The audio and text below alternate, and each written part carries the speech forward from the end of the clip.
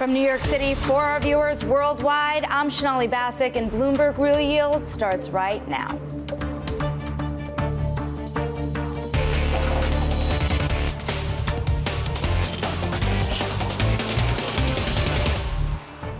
Coming up, volatility steals the show. Wild moves in the bond markets have caught Wall Street's attention. And Jamie Dimon says to prepare for the entire curve to move up 100 basis points. Meanwhile, Bill Gross says to invest in the curve that he sees turning from inverted to positive. But we begin with the big issue: how much longer until this very strong economy breaks? Strong consumer numbers in the GDP data. This big third quarter GDP number. GDP growth of almost 5%. That report looked really good on the surface. PCE number. Consumer spending is the driver of the economy. Consumer spending up 4%. The economy has much more resiliency. Inflation is something that is still really casting a long shadow. The Fed is looking at all of these data juxtaposed with inflation that's still too high. We'll have a more hawkish hold from the Fed next week. The Fed, however, has been very clear, beating that drum of higher for longer. I feel like this is the deal with the devil right now. If the Federal Reserve wants to back off of their rate hikes, and wants to say the market is going to do its work, be very, very careful. Is this really sustainable? Now, you may remember when a 30-year bond only moved 1 to 5 basis points in a single day, but now it's far more volatile. You can be looking at 15 or 20 basis points as you've seen throughout this week. And take a look just how much volatility has hit the market. Call it the fear factor.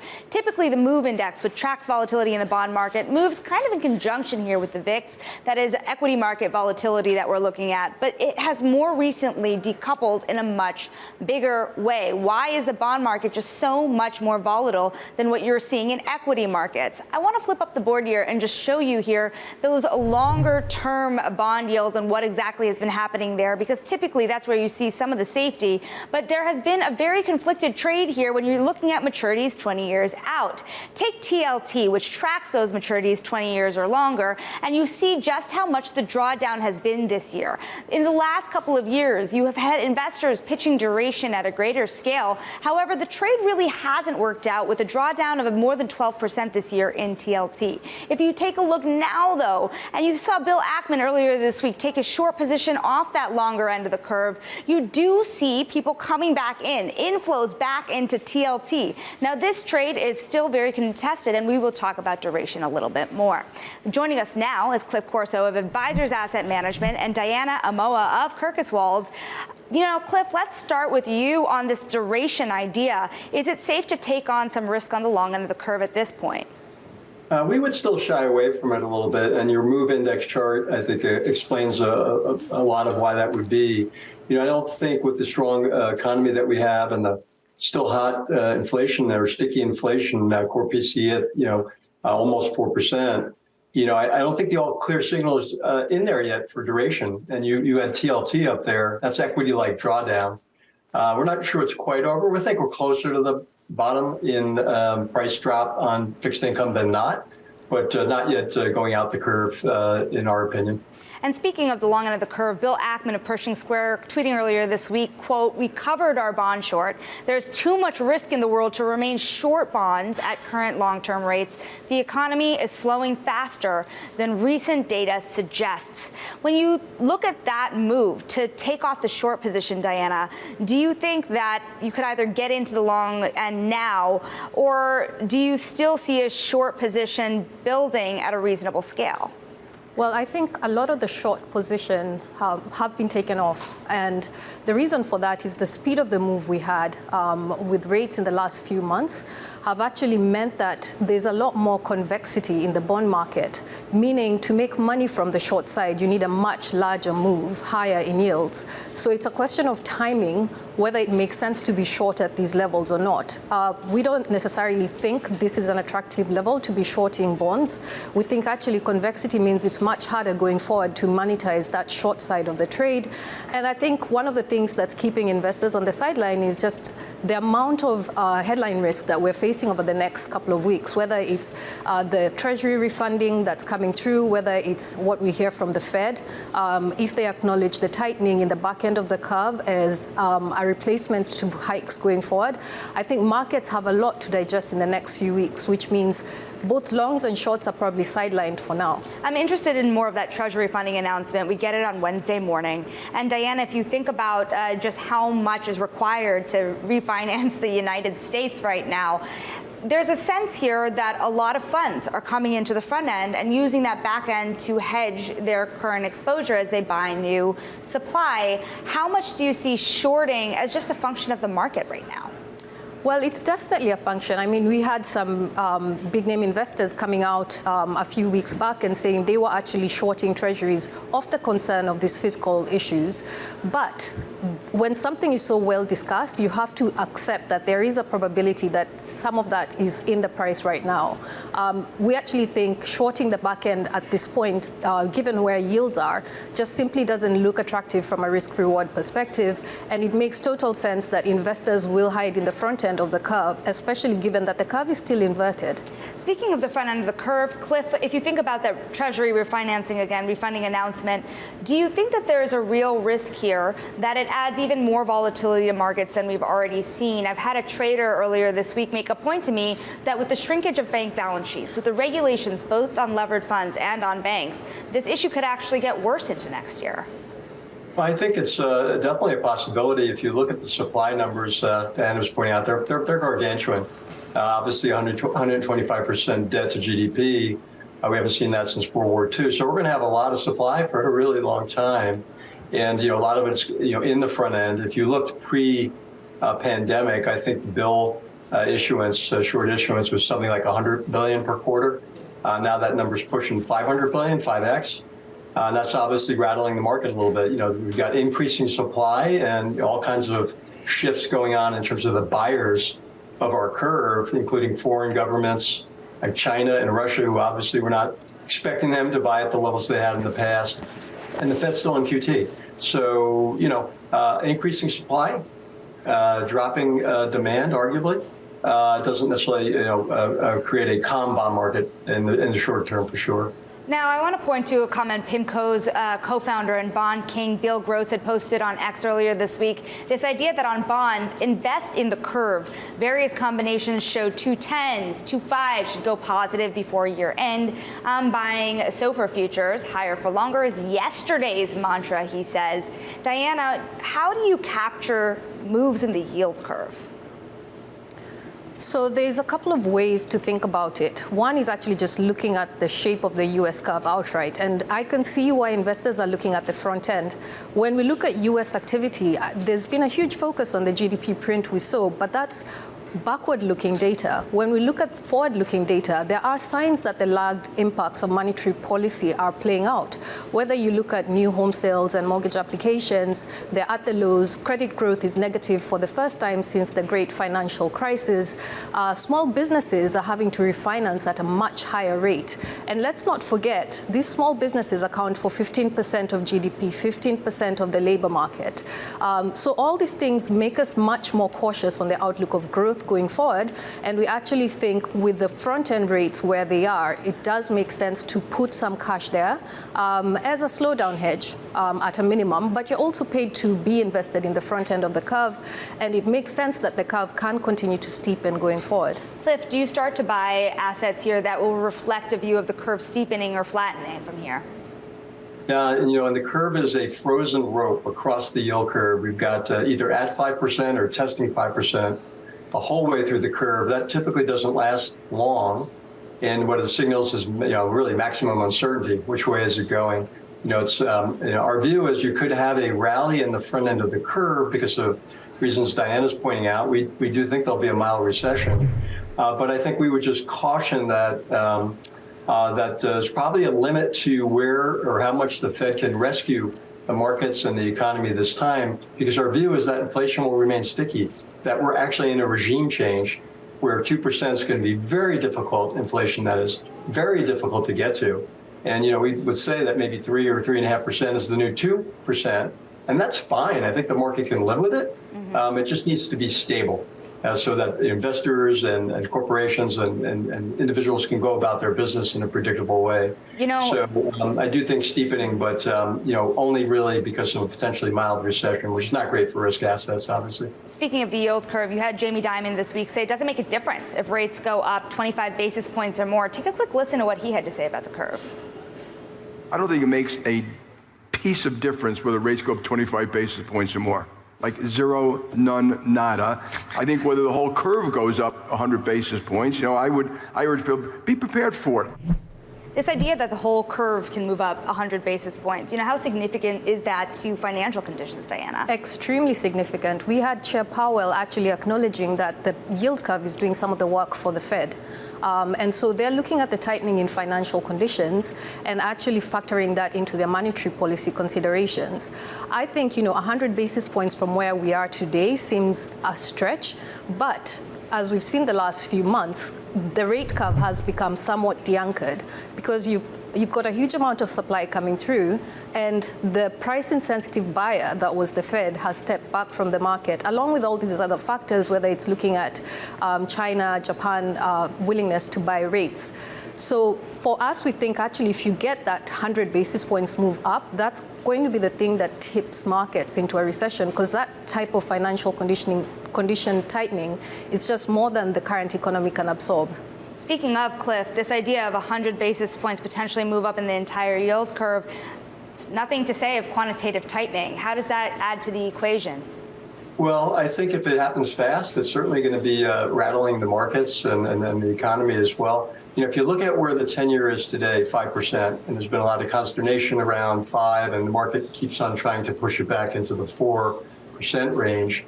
But, if you look at history, 5% 10-year at this current time is not abnormal. It's normal. Typically the 10-year would be priced somewhere around 200 basis points of real yield plus inflation. Our view would be more like 3%. You'd have a 5% 10-year. So we're not that far off base. It just was the speed upon which it happened. So the market, we haven't adjusted to it yet. But I think another 100, would then take obviously real yields up higher, assuming inflation, doesn't go up. And I think you're beginning to get into real restrictive zone there. So then I would predict a little bit more of a steepening in the front end of the curve as the market would price in a recession that eases forward. Our thank you to Cliff Corso and Diana Amoa. Now up next, Taylor Swift enters the chat when it comes to the surge in yields. This is Real Yield on Bloomberg.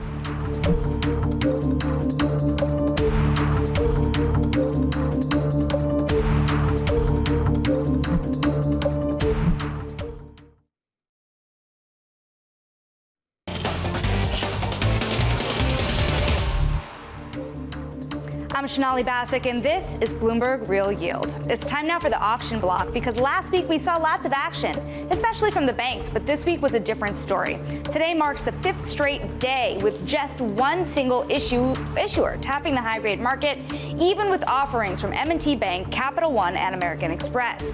Weekly volumes had fell well short of estimates.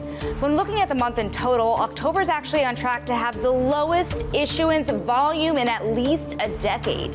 Yields are putting pressure on funding costs and risk premiums. And Europe wasn't much better. Today, Rabobank's sale was the largest deal of the week.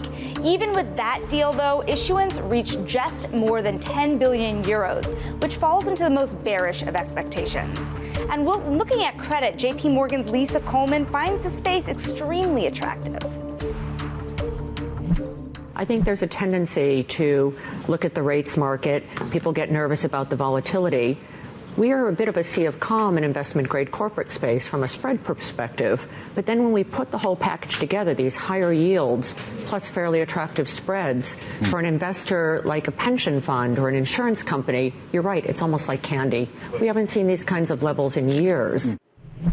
And if yield candy doesn't get your attention, maybe Taylor Swift does. Vanguard had this to say. Taylor Swift packed stadiums all summer, and her fans broke the internet trying to get tickets so that they could celebrate her Eras tour.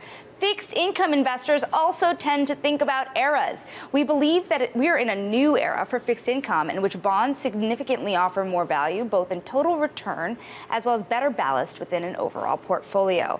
Now, joining us now is Westwood's Adrian Helfert and Collin Martin of Charles Schwab to talk more about this idea because, guys, the year of the bond has not played out.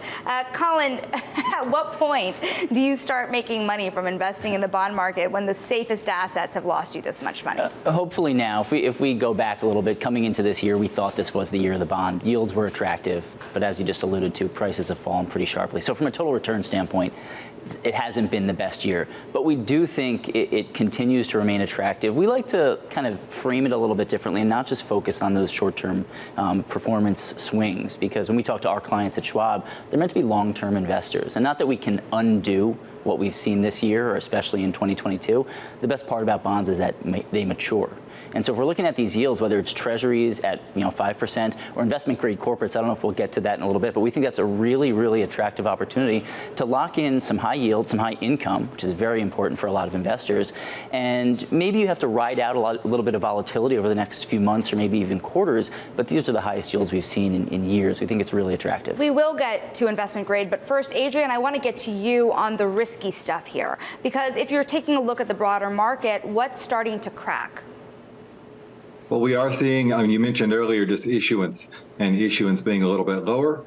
We are seeing companies that are finding capital costs that are more restrictive. This is the financial conditions that are just not as accepting as they have been in the past. And one thing that Fed is engineering. That is, it's not necessarily a crack, but it's something to take note of, that investors are not seeing near as much issuance in the category because companies are not financing as much. That could be a problem in the future. Now, we're not actually seeing bonds that are coming to market and not finding an investor base. We're just not seeing as many financing options coming to market.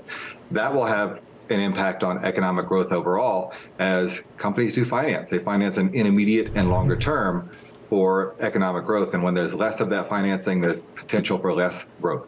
I think about the late Scott Minerd, who always used to tell me never hire an optimistic credit manager because you're really worried to hear about capital preservation. You're worried about not losing money as a credit investor. And if you're thinking about high yield versus investment grade, Collin, do you take on credit risk at this point, given where the economy is? We take on some credit risk. We think investment grade is really attractive right now. We have a lot of concerns about high yield, and we've been talking about that for a while. But with investment grade, we think it's a really attractive opportunity right now. There's really two key reasons why we've been focusing on investment grade. The first is the slope of that yield curve, because for a lot of investors, it's a tough proposition to accept a lower yield for a longer term bond, and that's what you see in the Treasury market with the inverted yield curve. It's not inverted with the investment grade corporate bond curve. You're actually rewarded a little bit, so you're not, again, the inverted yield curve is less of an issue there. And also, let's say things do slow down as we expect. That's a big risk and a big concern of ours with high yield. Investment grade spreads could move a little bit higher, but in periods like that in the past, Treasury yields have usually fallen. So on a net basis, you don't really get the yield rise or price decline. You actually could see prices rise a little bit because that Treasury decline could offset those investment grade spread increases. And with yields at 6% or above, we think that's really attractive for companies that generally have strong balance sheets. They have investment grade ratings for a reason. They're not super sensitive to the rise in rates the way high yield is. High yield issuers have a smaller or less diversified borrowing base. If they have a bond mature that they need to refinance, that probably makes up a big chunk of their borrowing. With investment grade, it's more diversified. They have longer maturities. So the rise in rates might impact them over time, but not as quickly as it should with high yield companies. This high yield idea, where credit spreads have been all year, Adrian, it's like investors in junk bonds have completely turned a blind eye to the fact that you are seeing also bankruptcies start to tick higher. Do you think that there's another shoe to drop on the people who have loaded up on a high yield in the last couple of years, given that there's still so much complexity? I think there's a little bit of that. Investors need to understand as well that high yield is a little bit of a different constituency in the asset class. Prior to 2020, companies were providing about 20% of those high yield bonds were providing security. So these were secured bonds. Now it's around 60%. They're also on average shorter maturities as well. What that means is, and what you price in the spread on a high yield bond is not just default compensation, but your recovery potential. You have a higher recovery potential when you have more security, and you have less default compensation necessary when it's a shorter maturity. And so when I just follow the spread of an index and say that's reflective, it's not surprising that it is a little bit more resilient now and that it's a little bit lower. To your question, yes, I do see a little bit more pain coming. We see credit conditions that are not supportive right now, and there's just a higher potential that we could see a sharper drawdown in that. That will impact the smaller companies and the high yield issuers the most.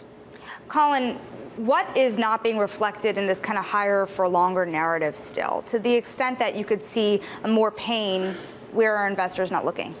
I'm going to echo those comments. And if you look at the spreads that high yield bonds offer, they're just not very high. They're below the long-term average, but there should always be an asterisk around that because an average, they go up, they go down, and then you draw a line between that whole trend, and that's the average. They're usually above or below, but they're below right now. And the higher for longer means that companies who've been waiting this out won't be able to wait it out forever. That's really the big risk we see, because over the past, say, 12, 13 years or so, a lot of issuers have had that opportunity where there have been spikes in yield or spread. They've kind of just sat back, waited for a better entry point. If this is a true higher for longer environment, they're not going to have that opportunity, and we do expect spreads to rise a little bit. There is one caveat, though, when we talk about high yield with investors. Yields are high right now. So even if spreads rise, you have enough of an income buffer to offset some of that. Now, if we get a huge credit event and spreads go up 300 or 400 basis points, you're probably going to lose money relative to treasuries. But over a 12-month time horizon with yields of around 9%, that gives you a lot of buffer. Adrian Helfert and Collin Martin, we thank you both for your time. Complicated credit markets. Still ahead, the final spread the week ahead, a week of key central bank decisions, including the Fed. This is Real Yield on Bloomberg.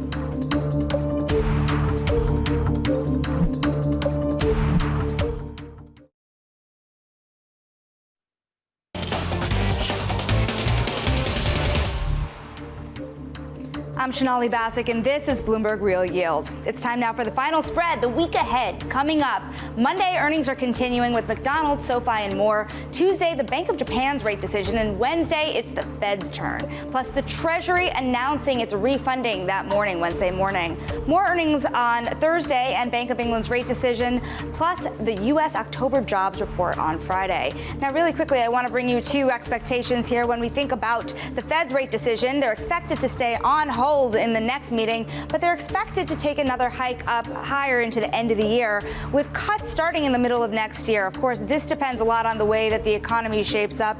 This move right now, these severe cuts that you see into next year, implies a tougher recession ahead. We have not seen one yet, but let's see what's to come. From New York, that does it from us. Same time, same place next week. This is Bloomberg's Real Yield, and this is Bloomberg.